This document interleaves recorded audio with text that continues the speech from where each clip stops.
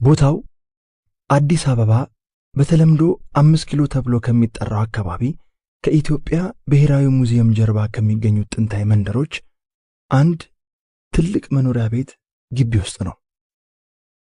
ግቢው ሰፊ ከመሆኑ ባሻገር በትላልቅ የዝግባና የጽድ ዛፎች ተሞልቷል።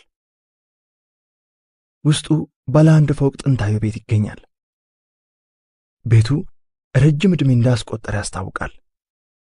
ይሁን እንጂ ውበቱን አላጣም።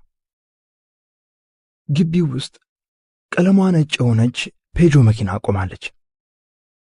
ሌላ በዕድሜ ብዛት አርጅታ አጥር ጥግ ላይ ቆማ ሐረግ የበቀለባት ነጭ ቀለሟ በዝገት ተበልቶ የሜዳ አህያ የመሰለ መልክ የያዘች ቮልስዋገን መኪና ቆማለች። የቤቱ ባለንብረት ደጃዝማች አካለ ወልድ የተባሉ በንጉሥ ኃይለ ሥላሴ ዘመነ መንግስት ስልጣን የነበራቸው ሰው ነበሩ። በአሁኑ ወቅት በሕይወት የሉም። ቤት ውስጥ የሚኖሩበት ልጅና የልጅ ልጅ እንዲሁም ደጃዝማች በሕይወት በነበሩ ጊዜ አገልጋይ የነበሩ 2 ሰራተኞች ናቸው።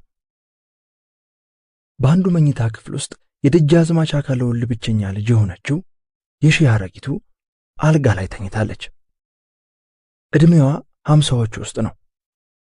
በወጣትነቷ ውብና ቆንጆ እንደነበረች ታስታውቃለች። ድንገት በደረሰባት አደጋ ሰውነቷ ደንዝዞ አንደበቷ ተዘግቶ መናገር አትችልም። ራሷን ስታ ለ29 ዓመታት ነው አልጋ ላይ የኖረችው። አደጋው ሲደርስባት ነፍሰ ጡር ነበረች። በሕክምና እርዳታ ነው ልጇን መውለድ የቻለችው። በመሆኑም በዚህ ሁኔታ እናትና ልጅ ሳይተዋወቁና ሳይነጋገሩ ለዓመታት አንድ ቤት ውስጥ ኖረዋል። ሲስተር መታሰቢያ የሺህ አረጊቱ ብቸኛ ልጇ ነች። ሁልጊዜም ስለ እናቷ ስታስብ በጣም ታዝናለች። መቼውን እናቴ ከዚህ ድንዛዜዋ ነቅታ ልጇ መሆኔን አውቃ የምታናግረኝ? እንደ ልጅ አውርቼላት እንደ እናት ጸጉሬን እያሻሸች የእናትነት ፍቅሯን የምትሰጠኝ? መቼውን ልጄ ስትለኝ የምሰማው? መልስ የሌለው ጥያቄ ነው። ይህም ባሰበች ቁጥር ሆድ ብሷት ስቅስቅ ብላ ታለቅሳለች። ፍቅሯና ናፍቆቷ ወሰን ስለሌለው ስለ እናት የተጻፉ ግጥሞችን ፈልጋ በማምጣት አዳምጣ ምላሽ ባትሰጥም አጠገቧ ቁጭ ብላ ታነብላታለች። አንዳንዴም ስለ እናት የተዘፈኑ ዘፈኖችን ሸምድዳ ጸጉሯን እየዳበሰችና እየነካካች በፍቅር ታዜምላታለች። አልፎ አልፎም የእናቷ ፊት በደስታ ተሞልቶ የፊቷ ጽዳል ሲያበራ ስታይ እሷም ወደር በሌለው ደስታ ተፈነጥዛለች። ያናገረቻት ያህል ነው የሚሰማት።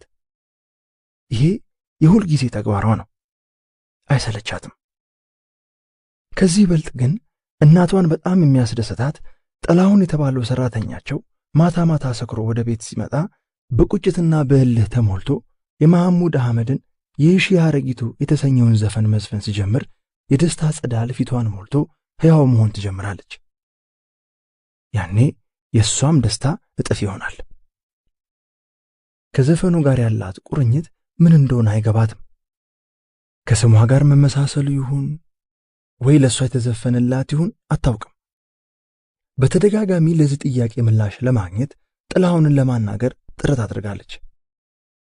እሱ ግን ሊነግራት ፈቃደኛ አይደለም። እንዲያውም ይሄ ጥያቄ እንዲነሳበት ስለማይፈልግ ይሸሻታል። ውስጡ ግን አንድ የደበቀው ምስጢር እንዳለ ይሰማታል።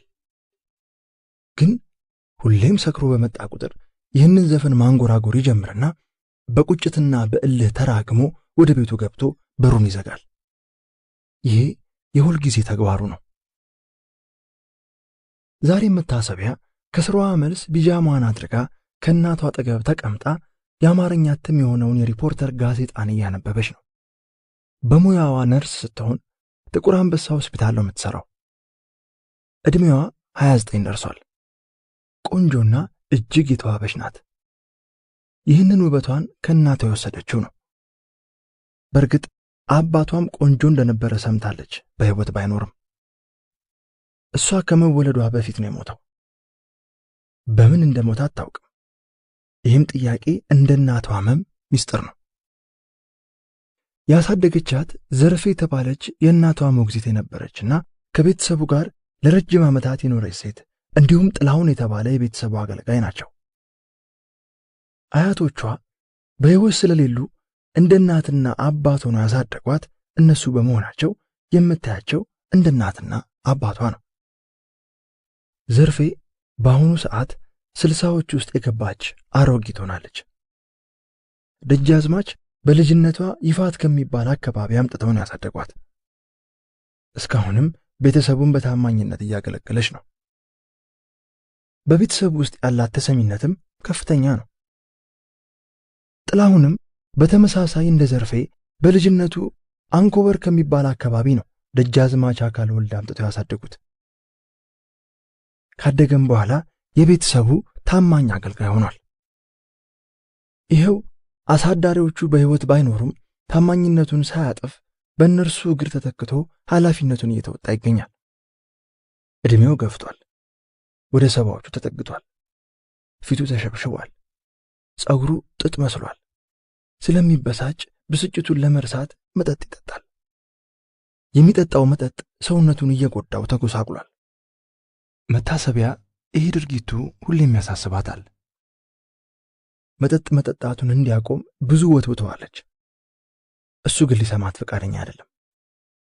ጥላሁን እያንጎራጎረ ወደ ግቢው ሲገባ ድምፁን ሰምታ ንባቧን አቁማ ታዳምጥ ጀመር። እናትየው በጀርባዋ እንደተኛች ነች። መታሰቢያ ከተቀመጠችበት ተነሳ ወደ መስኮቱ ሄዳ መጋረጃውን ሰብስባ ወደ ውጭ ስትመለከት ጥላሁን እየተንገዳገደ ስካር ባኮላተፈው አንደበት የሺ አርግዞ የክትዞ የኔ ዘር ብዙ ዜማን እያንጎራጎረ እሷ ወዳለችበት ክፍል ሲመለከት አየችው። ዞራ ወደ እናቷ ስትመለከት እናትየው እንደተለመደው ፊቷ በደስታ ሲፈካ ተመለከተች። እሷም በመገረምና በደስታ ተውጣ እናትየውን ስታይ ቆይታ ዞራ ወደ ጥላሁን ስትመለከት ጥላሁን ማንጎራጎሩን አቁሞ እየተራገመና እየተሳደበ ወደ ክፍሉ ገብቶ በሩን ዘጋ።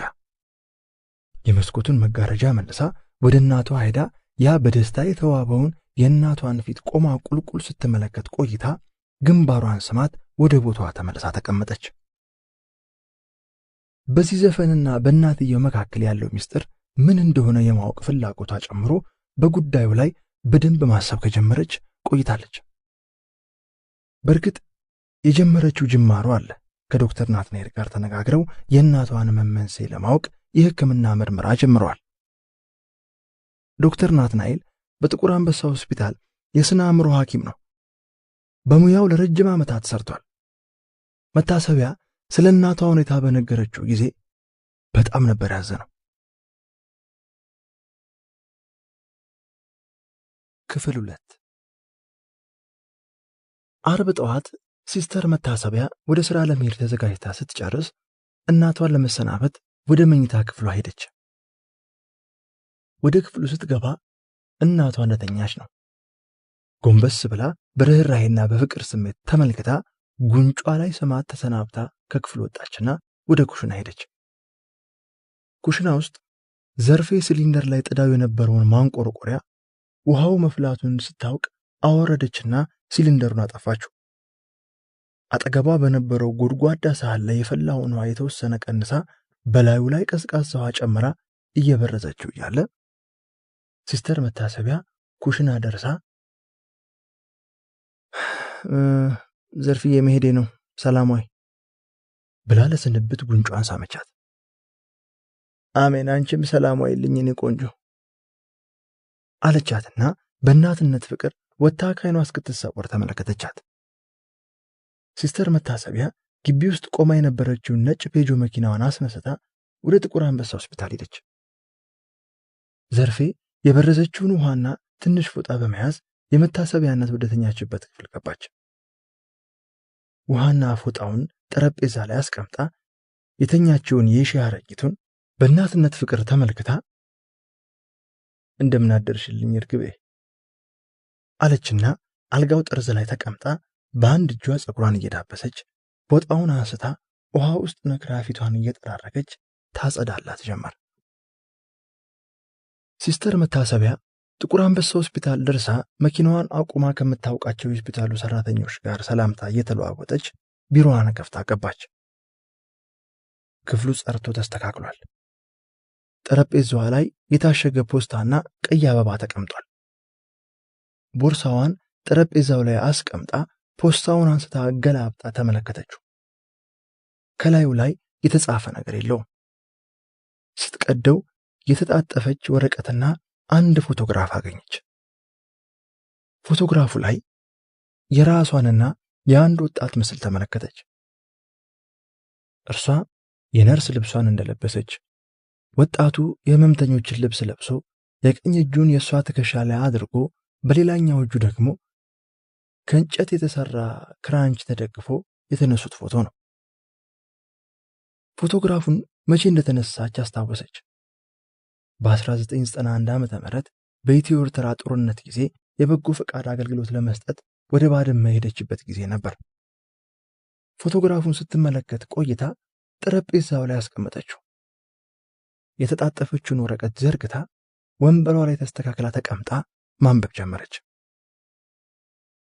ይድረስ ለሲስተር መታሰቢያ፣ ለጤናሽ እንደምናለሽ? እኔ ቸሩ እግዚአብሔር ይመስገን ለጤናዬ ደህና ነኝ። ዛሬ እንኳ ይህንን ደብዳቤ ጻፍኩልሽ እንደሌላው ጊዜ ልጨቀጭቅሽ አይደለም። አገሬ ለታላቅ ግዳጅ ላይቤሪያ የምትባል አፍሪካዊት ሀገር ለሰላም ማስከበር ተልዕኮ ልትልከኝ በመሆኑ ልሰናበትሽ ነው። ምናልባት ከዚህ በኋላ በአካል ላንገናኝ እንችል ይሆናል። ለምን ብትይ የምሄደው ወደ ጦርነት ነው።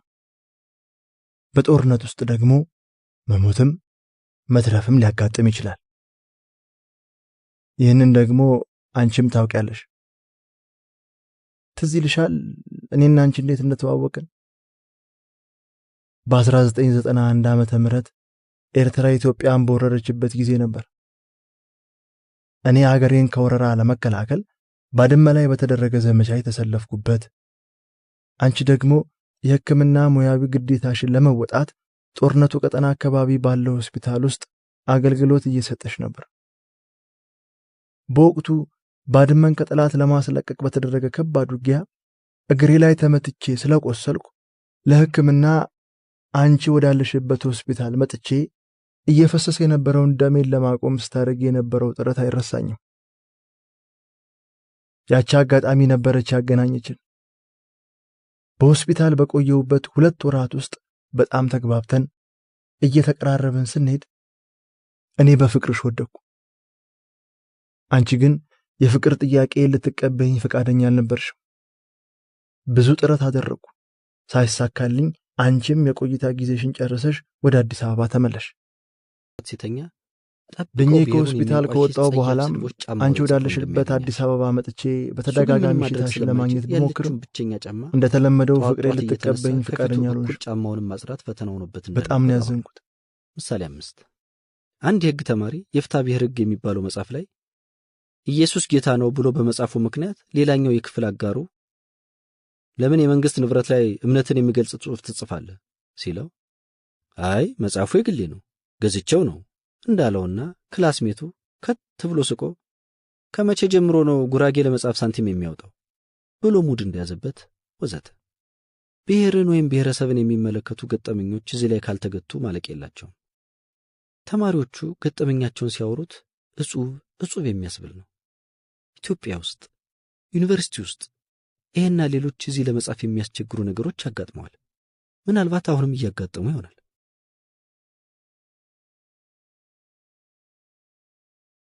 ደረጃ 3 የችግሩን መንስኤ መለየት። በደረጃ 2 ያሉት ገጠመኞች ብዙ በመሆናቸው ውይይቱ አንዳንዴ እስከ 4 ዙር ሊደርስ ይችላል።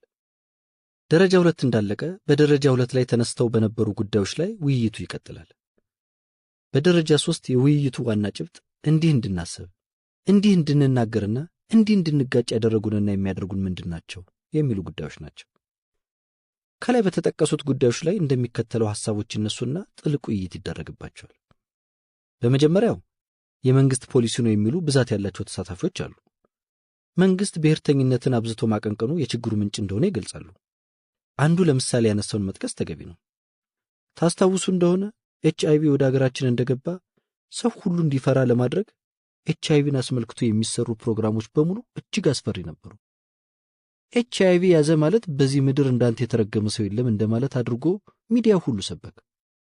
ያንን ተከትሎ ሰው ሁሉ ቫይረሱ ያለበትን ሰው ማራቅና ማግለል ጀመረ። ነገር ግን የቫይረሱን ስርጭት ሊገታው አልቻለም። እንደውም HIV ያለበት ሰው በህብረተሰቡ መለየትና መገለል ስለሚደርስበት ቢኖርበትም አይናገርም።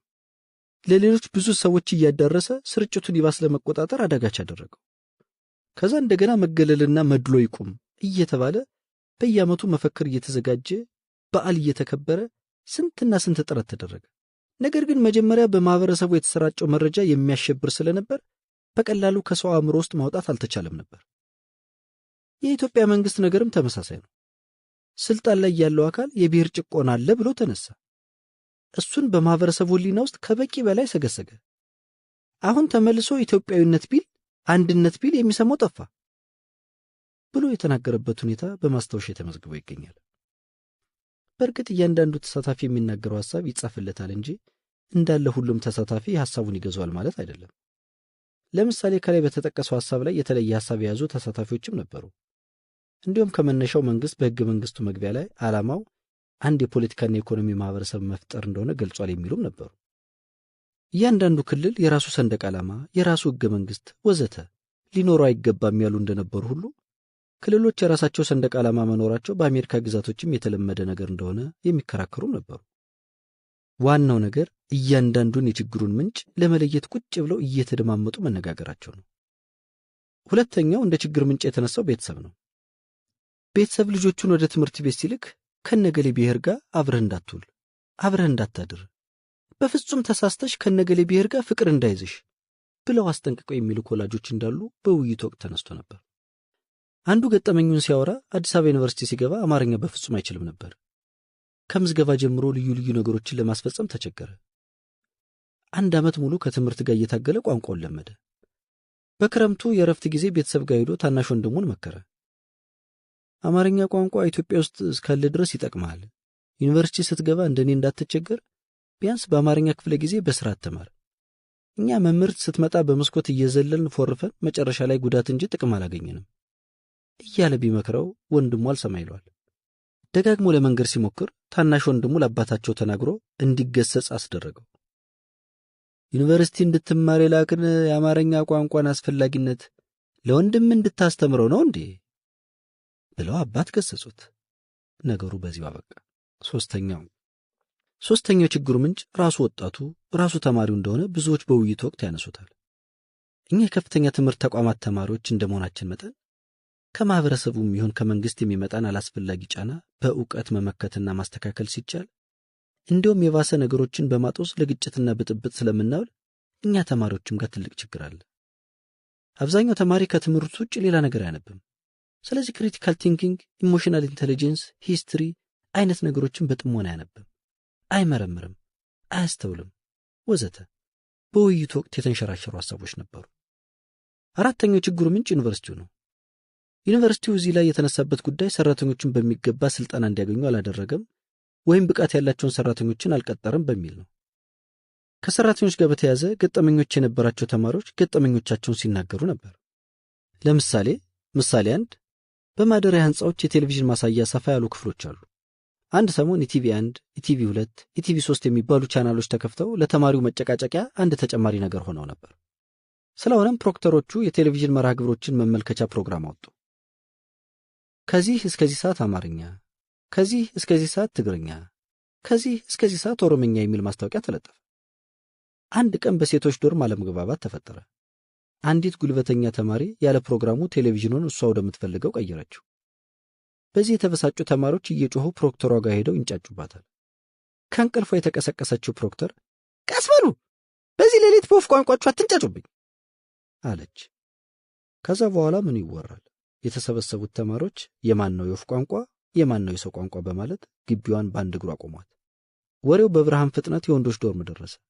ለሁከትና ለብጥብጥ ጆሮን አንቅቶ የሚጠባበቀው ሁሉ አጋጣሚውን ተጠቀመበት። ምሳሌ 2 ወደ ዩኒቨርሲቲው ግቢ ለመግባት ተማሪዎች መታወቂያ ማሳየት ይጠበቅባቸዋል። ነገር ግን አንድ ቀን መታወቂያ ያልያዙ ተማሪዎችን ተግቶ ሲከላከል የነበረ የጥበቃ ጓድ አንድ ተማሪ በቋንቋው ሲያናግረውና ያለ መታወቂያ ሲያስገቡ ያዩ ተማሪዎች ለምን እንዲህ ታደርጋለህ ሲሉት ምን አገባችሁ የፈለጋችሁት ጋይዳችሁ መክሰስ ትችላላችሁ በማለቱ በጉዳዩ ሌሎችም እየገቡበት በተማሪዎችና በጥበቃዎቹ መካከል ነገሩ እየተባባሰ ሄዶ በሩ ላይ አላስፈላጊ ግርግር ተከስቶ እንደነበር ይታወቃል። ምሳሌ 3 አማርኛ የማይችል ተማሪ ዲፓርትመንት ጉዳይ ኖሮት አስተርጓሚ ይዞ ሲሄድ ጸሐፊዋ ለማስተርጎም የሚደክመውን ልጅ አይታ አንተ ምን ቤት ነህ ራሱ አያወራም? አይ አማርኛ ስለማይችል ነው። ምን አማርኛ አይችልም? እየቀለድክብኝ ነው? ኮስተር ብላ ኧረ እየቀለድኩ አይደለም የምሬን ነው። አማርኛ እንዴት አይችልም? ኢትዮጵያዊ አይደለም እንዴ? አስባበት ይሁን በየዋህነት የተናገረችው ነገር ኢትዮጵያዊ ለመሆን አማርኛ መናገር ግዴታ ነው ወይ በሚሉ ሰዎች የዲፓርትመንቱ ኮሪደር ለግርግር ተዳረገ። እነዚህና ሌሎች በርካታ ገጠመኞች ተነስተው ዩኒቨርሲቲው በሰራተኞቹ ምክንያት እንደ አንድ የችግር ምንጭ ተደርጎ ተቆጠረ።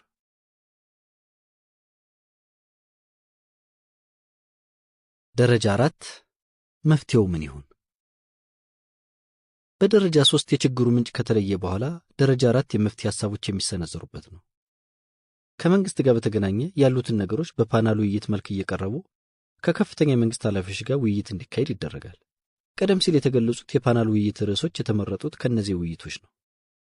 በሚደረገው የፓናል ውይይት የመንግስት ተወካዩ ለማሳመን ተማሪዎችም ከነሱ አንጻር ይሆናል ያሉትን ሞጋች ሐሳብ በመሰንዘር ሰፊ ውይይት ይደረጋል። ቢያንስ የመወያየት ልምድ ተገኝቶበታል። ከቤተሰብ ጋር በተገናኘ መገናኛ ብዙሃን ከፍተኛ ኃላፊነት እንዳለባቸው ብዙ ሰው ቢያነሳም ጉዳዩ በፕሮፖዛል መልክ ተጽፎ በጊዜው ለነበሩ የመንግስትና የፓርቲ መገናኛ ብዙሃን ቢላክም ከጉዳዩ ስሱነት የተነሳ ይመስላል አንድም ፕሮግራም ሊሰሩልን አልቻሉም። ከዩኒቨርሲቲው ጋር በተገናኘ በወቅቱ የነበሩት ፕሬዝዳንት ዶክተር አድማሱ ጸጋይና የአስተዳደርና ተማሪዎች አገልግሎት ምክትል ፕሬዝዳንት ዘገየ ሙልዬ በተገኙበት ከውይይቱ የተገኙ ውጤቶች ገለጻ ይደረግላቸው ነበር። ለፒስ ክበብ ማበብና ይህን መሰል ስራ እንዲሰራ የእነዚህ ሁለት ሰዎች አስተዋጽኦ እጅግ በጣም ከፍተኛ ነበር። ጉዳዩንም እንደ ትልቅ ርዕሰ ጉዳይ በልዩ ልዩ ስብሰባዎቻቸው እንዳቀረቧቸው ሰምተናል፣ አይተናል። ዋናው የመፍትሄ አካል ግን ራሱ ተማሪው መሆኑን የግድ መግባባት ላይ መደረስ እንዳለበት የክበቡ አቅጣጫ ነው። በውይይቱም የሚደረስበት ድምዳሜ ነው። አንደኛ ችግሩ ማንም ያምጣው ማን የመንግስት ፖሊሲ የሚሆን የቤተሰብ ወይም የዩኒቨርሲቲው ሰው መርጦና ፈልጎ ባልያዘው ማንነቱ ምክንያት ለምን ጠብ ውስጥ ይገባል? ዩኒቨርሲቲ መግባት ትልቅ ነገር እንደሆነ ማሰብ ማገናዘብ የሚችል አእምሮ ባለቤት ሆነን ለምን ሰውን በብሔሩ ምክንያት እናገለዋለን፣ እንቀልድበታለን፣ እናበሽቋለን፣ ከግሩፕ አሳይመንት እናስወጣዋለን ወዘተ። ሁለተኛ ግጭት ልናስወግደው የማንችለው ጉዳይ ቢሆንም ነገር ግን የፈለገ ነገር ቢሆን አገር ተረካቢ የተባለው የዩኒቨርሲቲ ወጣት እንዴት ወደ ሁከትና ብጥብጥ ይገባል? ብሔረሰብን ማዕከል አድርጎ መጋጨት፣ መደባደብ፣ መፈነካከት እኛን ይመጥናል ወይ ወዘተ የሚሉ ጉዳዮች በአጽንኦት እንዲነሱ ይደረጋል። አወያዮች በእነዚህ ጉዳዮች ዙሪያ የተሳታፊዎችን አስተያየት እየተቀበሉ ያንሸራሽራሉ። መሰረታዊ የክበቡ ዓላማም ይህ ነው። ተማሪዎች ግጭቶቻቸውን በውይይትና በንግግር ብቻ እንዲፈቱ፣ ከዚያ ባለፈ በሕግ አግባብ ብቻ ጉዳዮች እንዲያልቁ ዕውቀትና ክህሎትን ማስጨበጥ።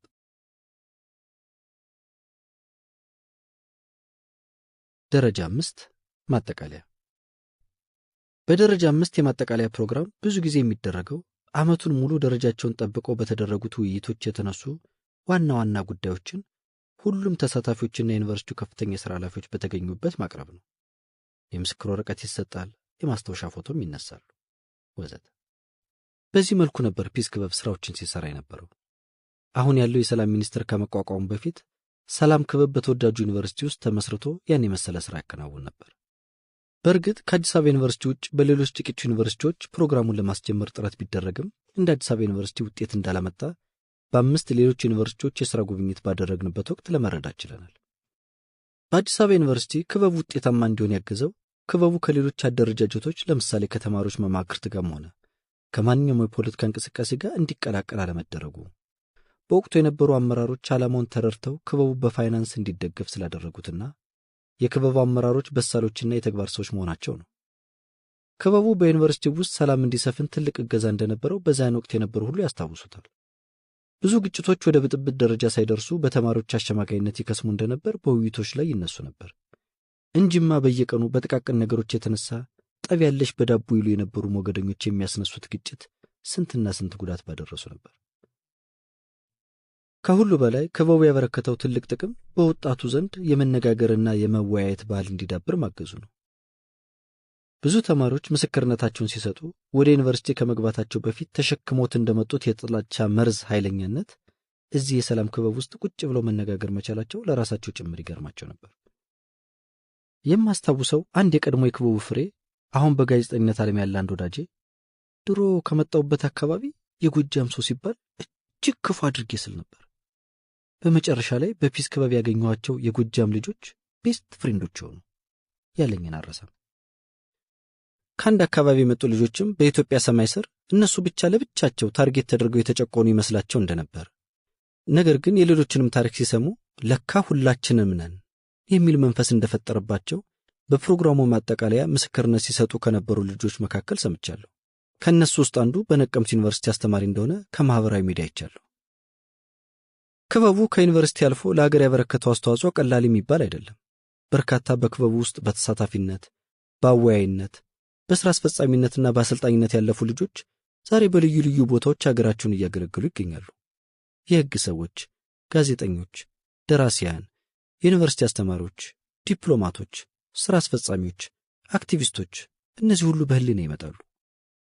በእውነት ፒስ ክበብን አጠናክሮ ማስቀጠልና ወደ ሌሎችም ዩኒቨርሲቲዎች ማስፋፋት ቢቻል ከተቻለም የሚመለከታቸው አካላት ለጉዳዩ ልዩ ትኩረት ሰጥተውበት በክበቡ ውስጥ ያለፉ ሰዎች ምስክርነት ተሰምቶ ሂደቱ ተጠንቶ የጎደለውን አሟልቶና የበለጠ አዳብሮ ከዩኒቨርሲቲ ውጭም ወደ ማህበረሰቡ እንዲወርድ ማድረግ ቢቻል ጥቅሙ የትየለሌ ይሆን ነበር። ሰዎች መርጠው ባልተወለዱበት ሁኔታ ክልላቸው አይደለም እየተባሉ የሚሳደዱበት፣ በአንደኛው መቶ ክፍለ ዘመን ዓለም አንድ መንደር በሆነችበት፣ በሁለት የዓለም ጦርነቶች ምክንያት ደም የተቃቡ የአውሮፓ ሀገሮች እንኳን በአንድ ገንዘብ በሚገበያዩበት፣ በአንድ ቪዛ በሚጠቀሙበት በዚህ ጊዜ ከአንዱ ክልል ወጥቶ በሌላኛው ክልል ሰርቶ መብላት አዳጋች ለሆነብን ዜጎችና ያለ ግጭት ግማሽ ምዕት ዓመት እንኳን መቀጠል ላልቻለችው ውዱ ሀገራችን የወደፊት ተስፋ ይሆናት ነበር። ተፈጸመ።